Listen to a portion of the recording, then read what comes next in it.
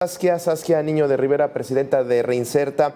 Me gustaría empezar, leí hace tiempo uno de los testimonios más perturbadores que he leído, que es el libro Un sicario en cada hijo te dio, en el cual escribes parte de esto que estamos el día de hoy comentando, Saskia. Y qué decir, ¿cómo llegamos a esto actualmente? ¿Cómo es que las infancias pueden ser reclutadas y pueden servir como, digamos, como soldados de la delincuencia en el crimen organizado? Saskia, bienvenida. Gabriel, muy buenas tardes a ti, a tu audiencia. Mira, yo creo que hay que abordar esa pregunta que tú haces desde dos lugares distintos. El primero es este fenómeno criminal que se está dando, donde antes, en los noventas, a principios de los 2000, había cierto código dentro de los grupos de la delincuencia organizada, mujeres y niños no. Esto es algo que era muy sabido, esto es Ujú. algo que se respetaba mucho. Y en estas, digamos, como segunda generación de los capos que conocemos, llámale Mayo Zambada, Chapo Guzmán, estos, ¿no? Los Arellano Félix, esta Ujú, ujú. generación, de alguna manera es una forma de criminalidad distinta a la que hoy tienen sus hijos, pues, ha sido modificada.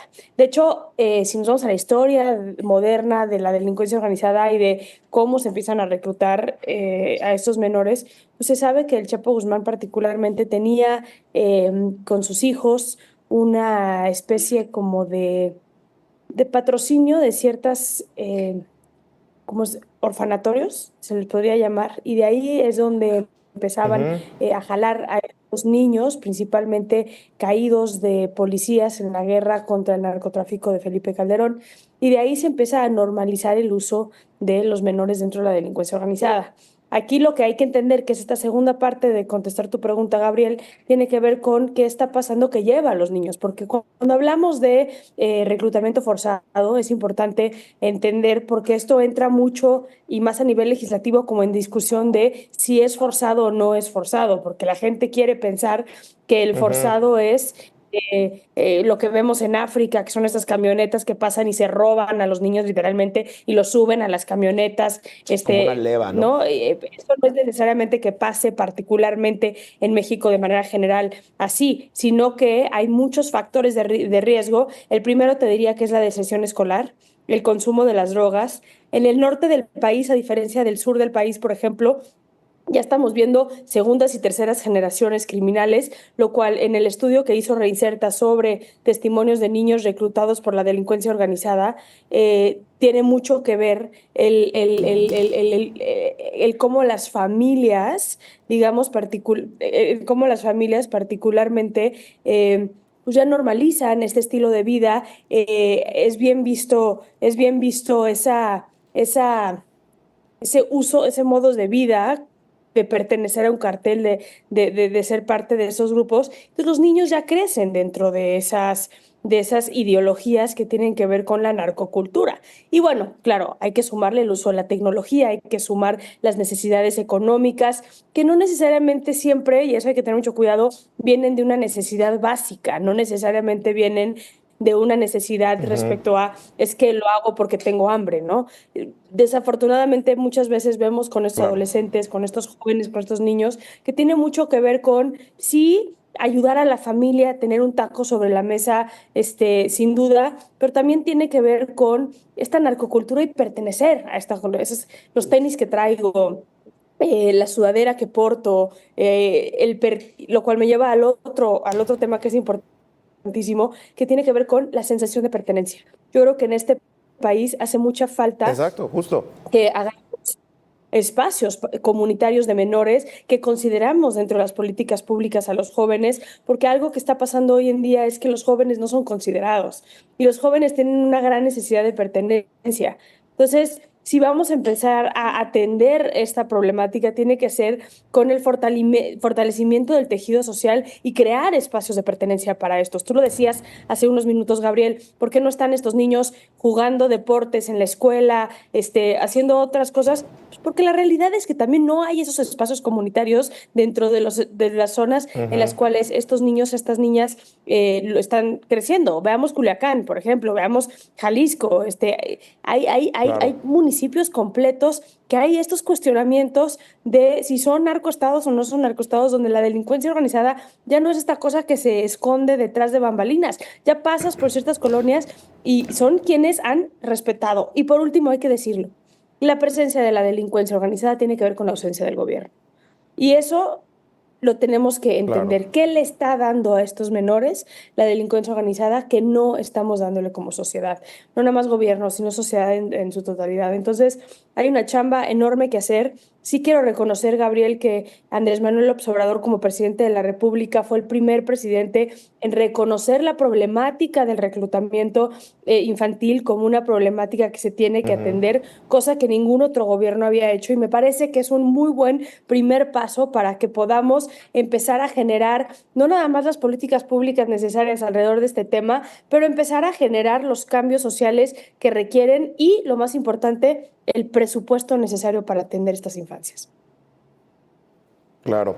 Justamente yo al leer y pues estaba retomando algunos de los testimonios y que inclusive son en las redes sociales, ahí están, son escalofriantes escuchar a un niño de 11, 12 años hablar de los crímenes que habría cometido.